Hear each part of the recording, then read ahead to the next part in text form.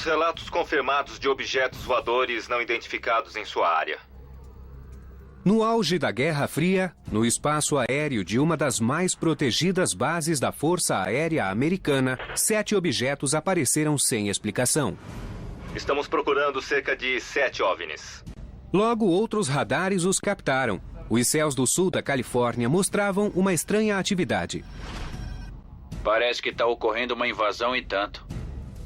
Essas naves militares altamente secretas seriam uma missão de espionagem russa ou outra coisa? Seja o que for, não era para estar ali. Pela primeira vez na televisão, nossa equipe pedirá que as principais testemunhas analisem gravações antissigilosas. Temos um objeto agora sobre o campo. Que revelam outro lado desse misterioso caso. Você é o responsável por OVNIs? Sim, senhor. Isso é fascinante. Chamaram um responsável pelos OVNIs. Por que havia um responsável por OVNIs na base Edwards da Força Aérea? E por que ele mandou um jato interceptar os objetos? Mire à direita e um à esquerda. Ele está subindo. Essas fitas e imagens dos radares obtidas naquela noite finalmente revelarão a resposta? Este é o caso 65102, Código Vermelho.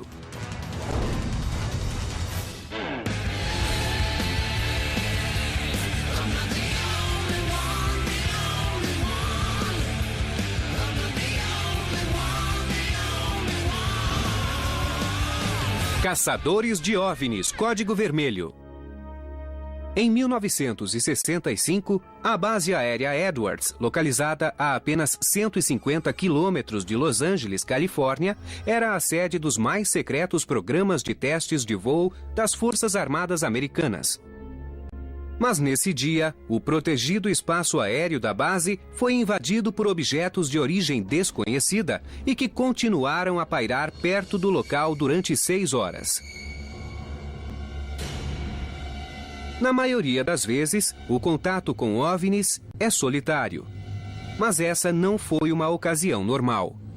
9 áreas diferentes testemunharam a espantosa aparição. A torre de controle da base Edwards, onde o primeiro contato visual foi relatado. A pista da base, onde o estranho objeto foi avistado pela segunda vez. A torre de radar da base, que relatou que não havia aviões na área. O Centro de Defesa Aérea de Los Angeles, que checou os radares locais do sul da Califórnia e descobriu que 4 deles haviam captado o objeto. Boron, Riverside, Victorville e San Pedro. E, finalmente, um jato Delta F-106A que foi lançado na tentativa de interceptar os objetos. Algo acontecia no sul da Califórnia, envolvendo 5 instalações militares. E tudo o que se passou foi gravado. Parece que está ocorrendo uma invasão e tanto. Foi uma noite incrível em outubro de 1965, quando os OVNIs invadiram nosso espaço aéreo. E ouvimos isso em primeira mão do homem que estava na torre naquela noite. É uma evidência inacreditável. O primeiro a relatar o incidente foi um controlador de tráfego aéreo da torre da base Edwards, o sargento Chuck Soros. Vi um objeto muito grande e brilhante ao leste do campo e ficou lá durante muito tempo. Em uma rara aparição televisiva, o ex-sargento Chuck Soros, o controlador de voos da base Edwards naquela noite, aceitou discutir o acontecido e, pela primeira vez, analisar as gravações feitas em 7 de outubro de 1965. Vejo luzes piscando, vermelhas e brancas. Na torre de controle, Soros era responsável por todo o tráfego aéreo na base Edwards e ao redor dela. Tinha 12 anos de experiência em orientar todos os tipos de naves militares e conhecia a maioria dos diferentes modelos da base aérea Edwards. Mas estava prestes a testemunhar algo que nunca viria antes e que não poderia explicar. Aconteceu por volta de 1h30 da manhã. Primeiro eu vi um objeto muito brilhante Chamei outras pessoas da base de operações, o meteorologista e outras 2 ou 3 pessoas que estavam de plantão naquela noite, para que dessem uma olhada, e eles viram a mesma coisa que eu. Temos um objeto agora sobre o campo. Bem em cima do campo? Sobre a base Edwards, indo para o sul. Vejo luzes piscando, vermelhas e brancas. E o capitão confirmou isso. Era baixo demais para ser uma estrela ou coisa assim. Estava a 1.500 metros e isso continuou por muito tempo. Segundo ele, o objeto era verde claro, grande e brilhante, com uma pulsante luz vermelha na base. Mais 3 objetos apareceram. Eram menores, da metade do tamanho do primeiro. Eles ficaram juntos, estavam em um tipo de formação perto uns dos outros, formando um V. Eles desceram até o sul da base. Em certo momento, mais 3 apareceram. Esses 3 voavam de modo independente. Voaram para norte, sul, leste e oeste. Isso aconteceu desde a 1h30, quando avistei o primeiro, até o nascer do sol, quando ficou claro.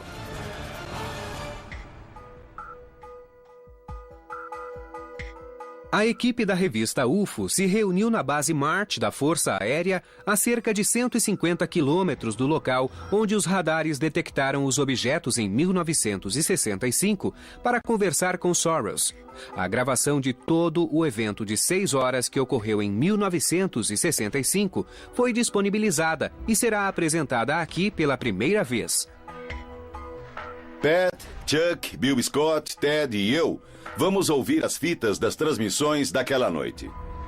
E depois, você, Chuck e Jeff vão examinar o radar e os mapas. Perfeito. Então vamos. Para mim está ótimo. Então vamos lá.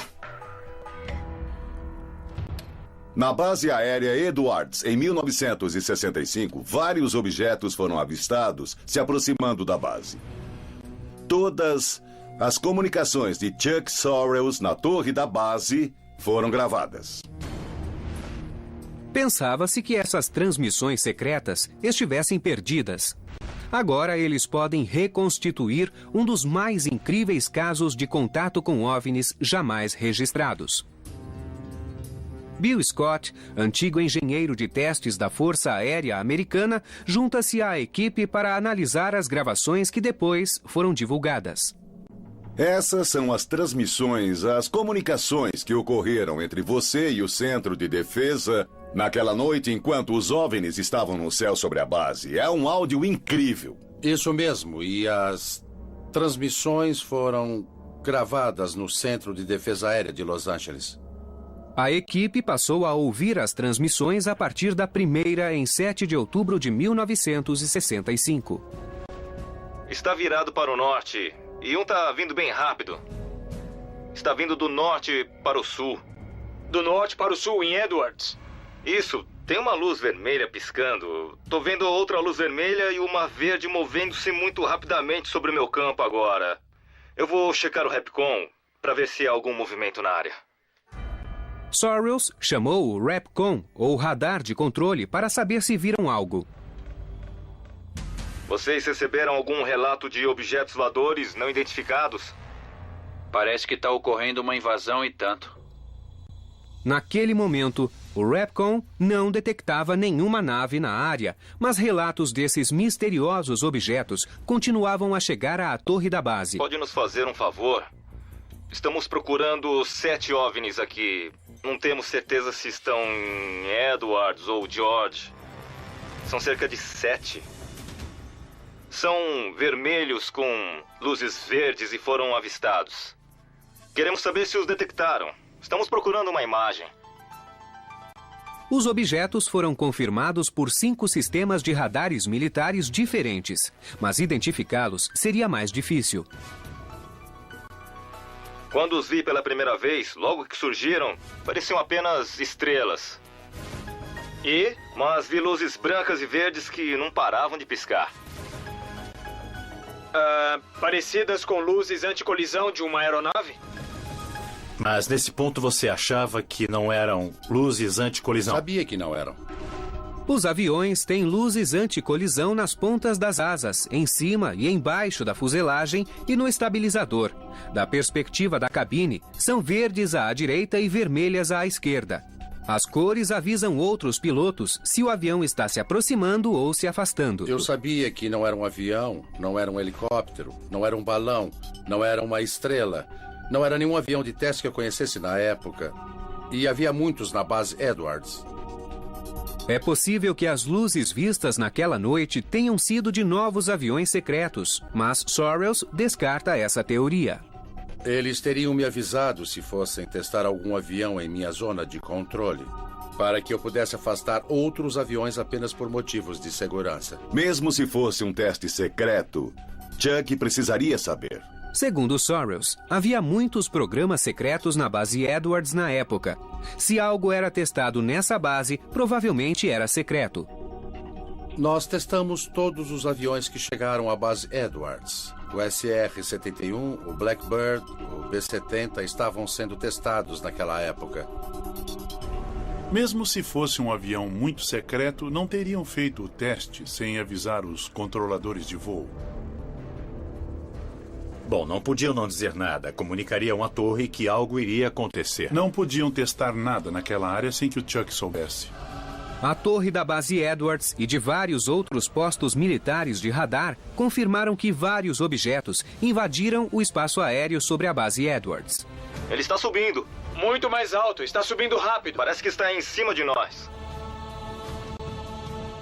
Esses muitos contatos não identificados ocorreram no auge da Guerra Fria, quando o ataque de um míssil soviético era um temor muito real. A decisão de lançar uma nave de interceptação logo seria tomada. Mas, segundo a fita, o poder de lançar esse avião estava nas mãos de um oficial com um título muito curioso. Todas as bases tinham um responsável por OVNIs. Você é o responsável por OVNIs? Sim, senhor. Tome cuidado. A equipe está reconstituindo o incidente na base da Força Aérea de Edwards, ocorrido em 7 de outubro de 1965. A partir da 1h30 da manhã, um objeto com estranhas luzes pulsantes começou a pairar perto da área de testes da base. 6 objetos menores uniram-se a ele, 3 avançando em formação para o sul e outros 3 movendo-se sobre a base livremente. 5 estações militares de radar californianas captaram o evento. Estou recebendo relatórios da Torre de Edwards, de Victorville e de várias estações de radar sobre os OVNIs. A equipe reuniu não só a testemunha central do evento, o controlador de tráfego aéreo da base Chuck Sorrells, como também pela primeira vez na televisão, as gravações completas, antes sigilosas, das comunicações por rádio e telefone feitas naquela noite. Outra combinação de luzes vermelhas e verdes movem-se muito rapidamente. Naquela noite, após avistar o objeto várias vezes durante mais de 1 hora, Sorrells se comunicou com o Centro de Defesa Aérea de Los Angeles e descobriu que eles também haviam captado os OVNIs.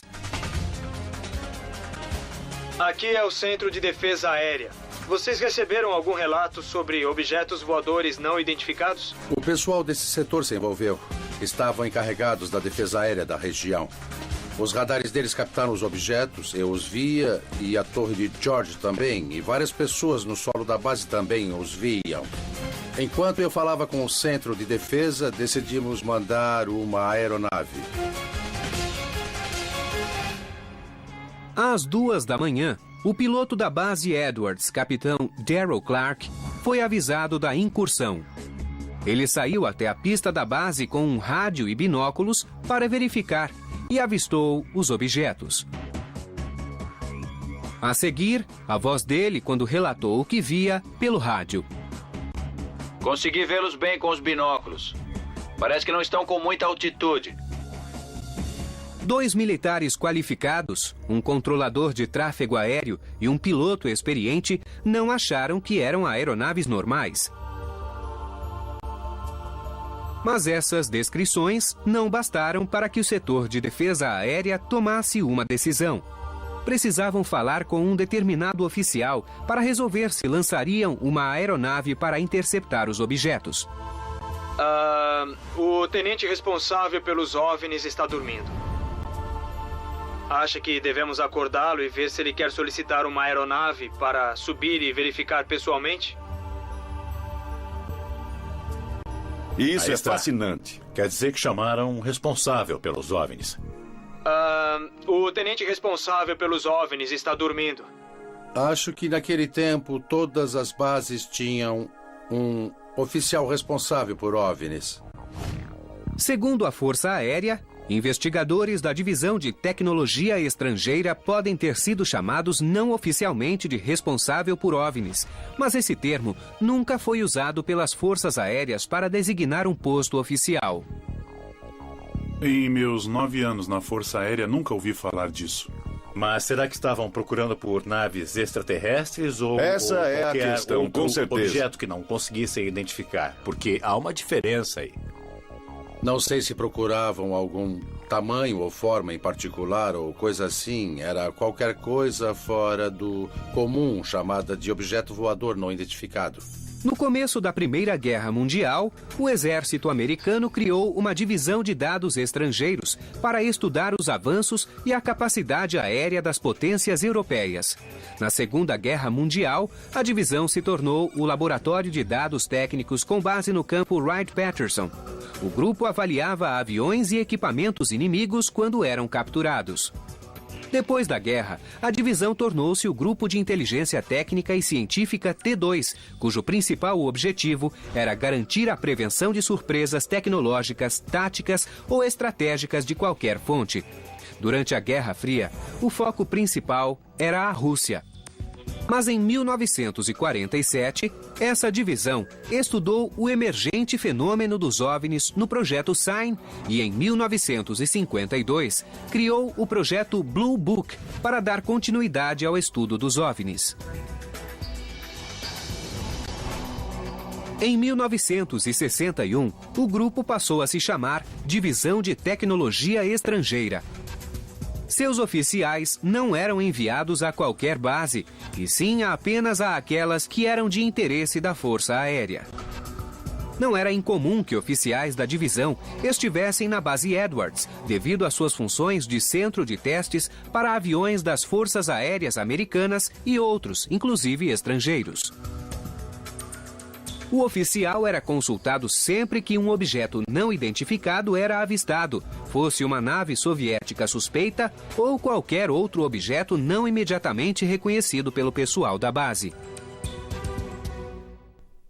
Objetos que não foram identificados, que não sabiam o que eram, invadiram o espaço aéreo sobre a base Edwards da Força Aérea e se aproximaram das pistas. Por que não enviamos aviões? Isso não é muito frequente. Primeiro tiveram que verificar quais eram as normas, quem tinha poder para autorizar. Realmente foi um evento incomum. Imagino que naquela época era algo que precisávamos improvisar. Eu não tinha nenhuma instrução ou norma sobre o que fazer. Era preciso tomar uma decisão e agir.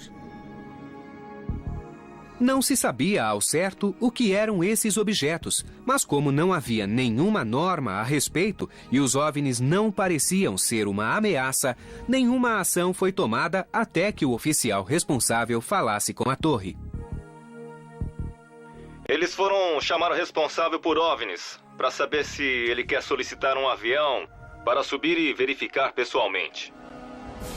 Pelas transmissões de rádio e conversas pelo telefone, de repente soubemos que a base tinha um responsável por OVNIs. O que ele fazia? Procurava discos voadores? Mesmo que não procurasse discos voadores e só cuidasse de quaisquer objetos não identificados, é uma novidade e tanto. Apesar de a Força Aérea negar, ano após ano, que os OVNIs existem, eles tinham um responsável por OVNIs. Às 3 da manhã, mais de 90 minutos após a primeira aparição, o responsável por OVNIs ligou para a torre e tentou determinar a origem dos objetos junto ao Centro de Defesa Aérea de Los Angeles. O centro confirmou que 5 radares diferentes haviam captado os objetos. Vocês lançaram algum balão da base Edwards? Balão? Isso. Não que eu saiba. Edwards não tem esse tipo de transmissor, então duvido que tenham lançado. Não teria um motivo.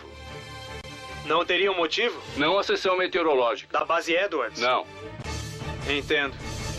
Esse era o diretor do Centro de Defesa de Los Angeles, falando com o meteorologista da base e perguntando se haviam perdido um balão. E ele disse que não, porque não tinham na base esse tipo de equipamento e, portanto, não poderiam ter lançado um balão. Edwards não tem esse equipamento. Não lançaram um balão meteorológico. Ele diz claramente na fita que não lançaram um balão, mas o relatório escrito declara explicitamente que um balão foi lançado naquela noite. Na verdade, isso não aconteceu, mas está no relatório confidencial. O relatório oficial da Força Aérea Americana declarava que os objetos voadores eram balões meteorológicos. Se os objetos de fato eram balões, por que tomaram a decisão de enviar um jato ao local? E o que o piloto viu? Eram aproximadamente 7 objetos. Moviam-se velozmente, permaneceram na área algum tempo e subiram de repente. Em 7 de outubro de 1965, várias testemunhas viram diversos objetos sobre a base Edwards da Força Aérea. Um documento da Força Aérea Americana, divulgado recentemente, declara que o objeto era um balão meteorológico, mas, segundo o áudio da torre, a base não era capaz de lançar tal equipamento. Vocês lançaram algum balão da base Edwards? Balão? Isso. Não que eu saiba. Edwards não tem esse tipo de transmissor, então duvido que tenham lançado. Não teria um motivo. Mas o responsável por OVNIs, que entrou em contato com a torre, procurava uma explicação mais racional e continuou a afirmar a teoria do balão meteorológico. É muito difícil um balão ir de norte para o sul com pouca altitude e vento vindo do oeste a 2 nós. Se o vento vinha do oeste e um deles ia do norte para o sul e depois virou para o oeste, seria muito difícil virar contra o vento. Então, os objetos não tinham as características de balões. Um relatório dizia que nenhum fora lançado naquela noite, mas no relatório confidencial dizem que um balão foi lançado. Na verdade, segundo o relatório, os objetos foram descritos 3 vezes como balões meteorológicos, apesar de todos os indícios do contrário. E esses balões meteorológicos costumam ser iluminados? Não. Não tem luzes? Não. A única outra explicação dada pelo responsável por OVNIs era que o objeto podia ser um avião, contradizendo o relato de Sorrells e do piloto que estava na pista, Darrell Clark. Sorrells deu sua opinião. O responsável por OVNIs acha que é um avião. Eu não acho. O responsável por OVNIs disse que parecia um avião. Ele não era um piloto capacitado, não era nada a não ser o responsável por OVNIs. Não sei qual era a sua função normal. Mas um controlador de tráfego aéreo disse que não era um avião. Um piloto na pista disse que não era um avião. Mas o responsável por OVNIs achava que era. Bill, você acha que era a função do responsável por OVNIs desconsiderar o caso? A Força Aérea estava pesquisando discos voadores em 1965, só parou em 1969. Então, a função desse oficial era descartar esses objetos em vez de pesquisá-los? Eu acho que são especulações, Bill. Concordo com Chuck. Ele não era piloto, não devia ter nenhuma função ligada à aviação. Tudo o que sabia sobre aviões é que tinham luzes vermelhas, verdes e brancas. Ele disse, parece um avião. Não era conspiração, era só inexperiência. Ele não sabia do que falava. Não se sabia o que era o objeto, mas chegou-se ao consenso de que seria preciso ver de perto o enigma que pairava no espaço aéreo da base. Mas os únicos aviões estavam armados com mísseis nucleares que precisavam de autorização para ser lançados. Essas aeronaves tinham como fim específico proteger os Estados Unidos de um ataque. Tinham armas nucleares para o caso de um ataque ou contra-ataque imediato ser necessário. Lançar um desses F-106 no espaço aéreo americano sem saber o que eram os objetos era arriscado demais. Não podemos usar os aviões de alerta. Só os pilotos do Zoom 06. É só o que temos. É só o que tem? É só o que temos a postos. Eu suponho que a essa altura já era perto das 4 da manhã. Tudo tinha começado havia 3h30 ou 4 horas, porque no momento em que o avião decolou, entrou em posição e tentou alcançar os objetos. Eles já tinham subido, se posicionado e já não eram tão visíveis quanto antes. Acha que alguém retardou a decolagem ou era um procedimento normal? Era um procedimento normal, porque não tinha um avião sem armas e também não tinha um piloto. Não temos nenhum avião? Mas já faz 1 hora. Por quê? Não temos ninguém para pilotar? Nós precisamos de autenticação para a decolagem com a arma a bordo. Não podiam usar o primeiro piloto para o avião de alerta, então tiveram de chamar um segundo piloto que não estava nem de plantão. Precisaram tirar alguém da cama para pilotar o avião. O avião que está decolando agora não está carregado, certo? Não está carregado. Quando finalmente conseguiram autorização para lançar um avião interceptador, já passava das 3 da manhã. O piloto e o pessoal de terra tiveram de ser acordados para a missão. Basicamente estavam equipados para procurar aviões russos que vinham de fora. Isso acontecia dentro do nosso espaço aéreo, então não havia um procedimento padrão. Quando o avião decolou, o Centro de Defesa e Sorrells guiaram o piloto para se aproximar dos objetos, mas havia um problema. A essa altura, eles já haviam se afastado da base. Ele decolou para verificar e dirigiu o radar interceptador para eles, mas foi difícil orientá-lo para chegar à área. Eu orientei o avião, alinhei-o com a pista e lhe dei a direção. Pode avançar pela pista. Acho que é 01 a este bordo 040. Ele chegou a 12.000 metros de altitude. Falei com o diretor e ele perguntou como ele estava. Eu disse, está se aproximando. Ele está mais para a esquerda agora. Um para a direita, outro para a esquerda. Ele se aproximou e eu disse, está abaixo. Torre, como estão as coisas? Está baixo. Tem de subir mais. O objeto subia muito rápido. Ele está subindo. Está a 12.000 metros, eu disse. Continua abaixo. Está muito baixo. Baixo? Está a 12.000 metros. Continua abaixo. Mas enquanto o piloto se aproximava, os objetos se afastaram cada vez mais, até que finalmente desapareceram. Sumiram da vista e do radar. Ele se deslocou agora para cerca de 145 graus. Está a cerca de 65 quilômetros e muito alto. Está quase invisível agora. Qual é sua avaliação? Foi um fato incomum para todos os profissionais envolvidos. A única opinião leiga que eu vi foi a do responsável por OVNIs, que pensava que era um avião. As fitas agora divulgadas só são o começo. O piloto Capitão Clark, que nunca falou sobre esse incidente e que não imaginava que seria investigado no futuro, escreveu uma carta à esposa descrevendo o que vira naquela noite de outubro.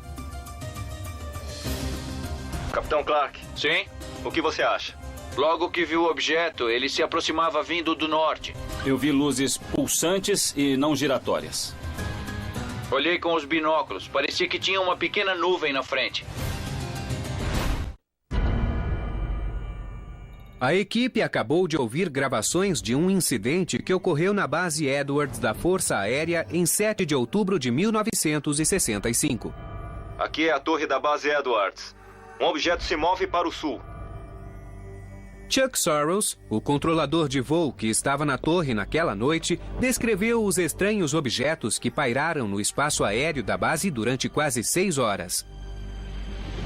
Mas Sorrells e as gravações não são as únicas fontes da verdade por trás do que a Força Aérea chama de o incidente. O capitão Daryl Clark era o piloto de plantão na base Edwards naquela noite. Parece que está a pouca altitude, a 3.000 metros. Sua voz está nas fitas. Foi um pouco mais para oeste e ganhou uma enorme altitude. Após décadas de silêncio, Clark sentiu o impulso de relatar suas experiências daquela noite em uma carta para sua mulher. Esta carta é importante porque o capitão Daryl Clark era o oficial mais graduado de plantão e o relato dele corrobora o do Chuck Sorrells. Ambos mantiveram segredo o máximo que puderam. Mas esse incidente não saiu da cabeça deles durante décadas, até que decidiram contar o segredo a alguém. A equipe recebeu a carta de Sam Sherman, o homem que reconstituiu o áudio das transmissões feitas naquela noite. Sherman a obteve com o filho de Clark. Eu estava de plantão na base Edwards, na Califórnia, e era o oficial mais graduado. Por volta das 2 horas, eu recebi uma ligação do controlador de voo. Disse que OVNIs haviam sido relatados e captados por radares. Aqui é o capitão Clark. Capitão Clark, aqui é o tenente Reed. Recebemos relatos sobre objetos voadores não identificados na sua área. Ok. Enquanto eu observava o céu, notei uma luz pulsando a noroeste da minha posição, indo para o sul a cerca de 300 metros do chão e cerca de 300 nós. Então um OVNI nivelou e continuou a subir. Ergueu-se no espaço até que finalmente sumiu de vista. Daryl A. Clark. O incidente foi comentado no dia seguinte pelo pessoal da base que não estivera presente. O piloto George Merritt trabalhava na base Edwards na época e lembra da atmosfera em torno do caso. Meu nome é George Merritt. Eu me formei pela Escola de Pilotos de Testes da base Edwards da Força Aérea. Quando cheguei na manhã seguinte, todos falavam das estranhas luzes que haviam sido vistas ao sul da base de madrugada e no começo da manhã. Todos comentavam como se fosse um programa de TV. O que era aquilo? O que você acha que era? Merritt confirmou o motivo de a Força Aérea demorar tanto para lançar um avião de inspeção. A começar pelo presidente, eles precisavam decidir, o Pentágono precisava decidir se aquilo representava uma ameaça, se queriam enviar aviões com mísseis para identificar os objetos e abatê-los. Levamos isso muito a sério. As luzes não apresentavam nenhuma ameaça à base Edwards. Ninguém lançava bombas, disparava mísseis e outras armas ou descia de paraquedas. Nada que fosse uma ameaça para a base Edwards ou para a defesa aérea dos Estados Unidos. O relato chegou a uma pessoa que era responsável por OVNIs, correto? Correto. Era o capitão John Balent. Capitão John Balent? Era da Divisão de Tecnologia Estrangeira de Wright-Patterson. Isso significava que havia projetos confidenciais e secretos na base Edwards e que ele precisava mandar relatórios a respeito a seus superiores. Foi quem escreveu e assinou o relatório oficial que seguiu pela cadeia de comando. Ele escreveu o relatório oficial e não alguém da base Edwards. Esse relatório oficial da Força Aérea era o mesmo que dizia que um dos objetos era um balão meteorológico. Seria de fato uma tecnologia confidencial que Balent não tinha permissão para revelar ou desconhecia? Durante a reconstituição das fitas de áudio, Sam Sherman ligou para Balent para discutir o incidente. Mas Balent se recusou a comentá-lo e não se interessou em participar da investigação. Acho o seguinte, 1 ano e meio antes, quando eu era aluno da Escola de Pilotos de Testes, o presidente Johnson anunciou que o YF-12 Blackbird estava na base Edwards. Vi um deles na pista. A primeira vez que vi o Blackbird, eu não sabia nada sobre Groom Lake, nem sobre a Área 51. E então, o caça mais magnífico que eu já vira entrou na pista. E eu era piloto de caça, mesmo assim eu não sabia. E qual a relação desse avião com o incidente? Bem, o que eu pensei no início foi as luzes avistadas deviam ser de algum avião que faz parte de um programa confidencial. A área restrita, onde nós pilotos de testes fazíamos nossos testes de voo, era na mesma área da base Edwards que existe hoje. Começa a 8 ou 9 quilômetros ao sul da pista e vai para oeste, norte e leste. Então, os aviões eram testados ao norte da base Edwards da Força Aérea. Segundo Merritt, toda a tecnologia confidencial era testada em uma área específica ao norte da base Edwards. Mas essa área não corresponde aos locais onde os objetos não identificados foram vistos. O relatório oficial da Força Aérea disse que eram... luzes não identificadas vistas na base. Certo, foi o que aconteceu, mas o capitão Ballant disse que eram aviões. Não foram identificadas, é tudo o que posso dizer. Mas ele acha que o caso não foi concluído. Estou feliz porque reabriram o caso dos objetos voadores não identificados que foram vistos em Edwards. É algo em que também tenho pensado há 40 anos. Esses objetos seriam OVNIs que invadiram o espaço aéreo militar americano? E o que Chuck Soros, Darrell Clark e as estações de radar captaram em 7 de outubro de 1965? Estamos avistando 7 OVNIs. A equipe examinará a última peça do quebra-cabeça, as imagens dos radares do Centro de Defesa Aérea de Los Angeles. Parecem alvos múltiplos. Com a ajuda de testemunhas, gravações sigilosas e relatos escritos inéditos, a equipe revelou muitas evidências sobre a noite de 7 de outubro de 1965 na base Edwards da Força Aérea. Estou recebendo relatórios da Torre de Edwards, de Victorville e de várias estações de radar sobre OVNIs. O último passo é verificar as imagens oficiais da estação de radar de San Pedro naquela noite. Imagens que o relatório oficial atribuiu a uma propagação meteorológica anômala. Esse fenômeno é causado por uma inversão térmica. A atmosfera da Terra resfria quando a altitude aumenta. Mas uma inversão pode acontecer quando a temperatura não diminui ou, em casos extremos, aumenta com a altura. Quando isso ocorre, a camada mais quente age como uma tampa, que causa retenção de névoa ou poluição sob a camada, provocando dados falsos nos radares. Edwards está observando do chão. 2 torres estão observando e agora os detectamos no radar. E estamos seguindo os sinais. O analista de radares John Kirk ajuda a equipe a interpretar as imagens e a descobrir o que esses objetos podem ser.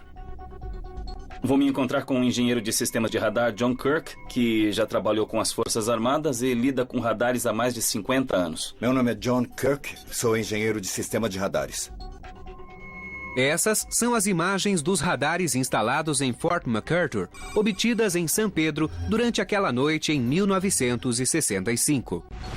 As imagens foram captadas em intervalos, criando uma linha que descreve o movimento dos objetos durante todo o incidente. Estão se movendo e subindo lentamente, e foram confirmados pelo radar.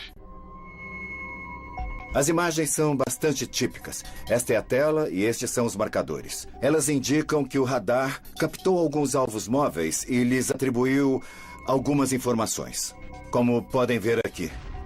Nas imagens de radar, estas são as áreas identificadas como alvos móveis. Temos alvos múltiplos. Parecem alvos múltiplos e, passando pelas imagens, nós vemos algumas mudarem. Vamos ver quantos são. Parece que são 4, 5 ou 6 alvos. Kirk contou 6 alvos nas imagens de radar. Mas isso não descarta a teoria da propagação anômala. A propagação anômala pode ser causada por inversão climática, ou talvez por nuvens de tempestade, ou então umidades no ar. Há muitas anomalias atmosféricas. Vocês imaginam o que pode ser? Não, sabemos tanto quanto vocês.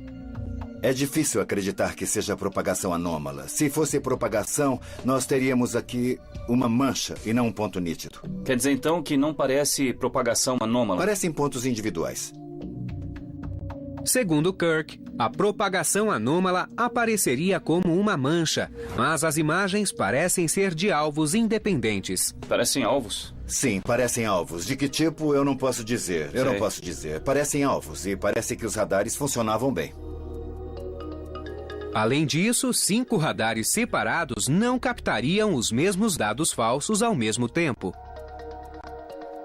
Kirk não sabe o que eram os objetos, mas está impressionado com o número de evidências em torno do caso.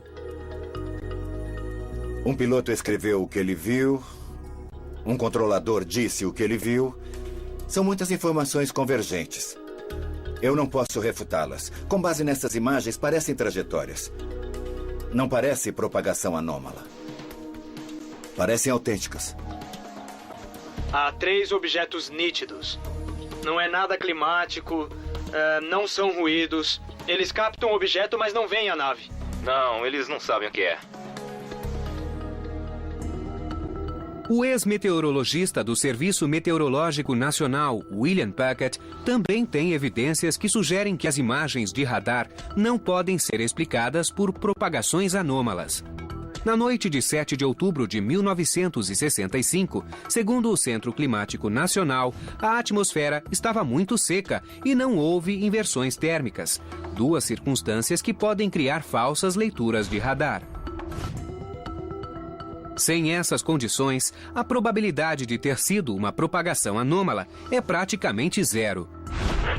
As condições na base Edwards da meia-noite às 6 da manhã eram de céu claro, temperaturas amenas e pouco ou nenhum vento. A visibilidade era de 56 quilômetros. Nessas condições, a distorção ou identificação errônea de objetos celestes como Júpiter, Saturno ou outros astros são muito improváveis. Mas após o incidente e a subsequente investigação, as Forças Armadas decidiram manter em sigilo todos os registros relativos ao caso. A explicação era que as imagens de radar eram falsas e que as testemunhas haviam identificado apenas objetos celestes, apesar de as evidências descartarem essas teorias. Eu acho que é espantoso que objetos voadores não identificados possam ter invadido o espaço aéreo militar restrito nos Estados Unidos assim, impunemente. Segundo os relatos nas fitas, as imagens de radar e o relato feito por Sorrells, os objetos não tinham as características de nenhum avião conhecido até então ou depois disso. Tá muito mais alto do que da primeira vez. Essas gravações de acontecimentos reais sempre me dão arrepios. Outra combinação de luzes vermelhas e verdes movem-se muito rapidamente. Quando nós ouvimos todas as pessoas que estiveram envolvidas, percebemos que muitas delas não sabiam o que estava acontecendo. Na base Edwards, a gente vê de tudo. O áudio é a prova definitiva. Está subindo. Está muito mais alto, sobe rapidamente. Está bem em cima de nós. Mantiveram a fita em sigilo por 30 anos. O que precisava esconder? Armas secretas? Não. Radares especiais? Também não, eram OVNIs. Mais de 40 anos depois, o incidente na base Edwards da Força Aérea continua inexplicado. Hoje, o lema do Centro de Testes de Voo da base é Ad Inexplorada, até o inexplorado. Uma descrição bastante adequada para aquela noite em outubro em que se deu a mais instigante e menos conhecida aparição de OVNIs em toda a história.